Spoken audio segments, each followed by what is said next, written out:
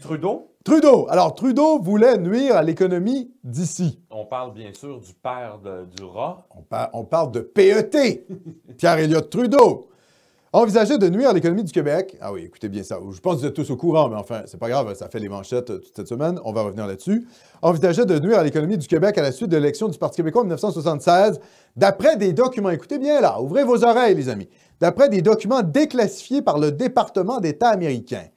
L'idée serait de faire passer le taux de chômage provincial de 10 à 15 ou même 20 l'année prochaine, relate l'ambassadeur américain à Ottawa, Thomas Anders, dans un câble diplomatique daté du 22 décembre 1976.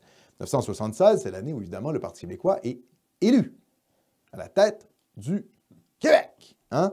C'est la première fois qu'il y a un gouvernement ouvertement séparatiste qui prend la tête de l'État québécois.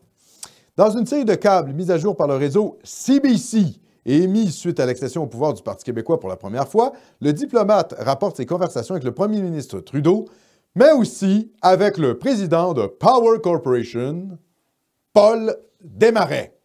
Vous allez voir, on va faire un petit suivi sur Paul Desmarais au courant de l'émission. Donc, câble diplomatique, lien entre Trudeau et Desmarais, qui veulent finalement saboter l'économie du Québec dirigée par le Parti québécois. Ça, c'est pas de la conspiration.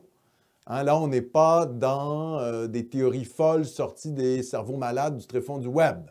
C'est des câbles diplomatiques déclassifiés du département d'État américain.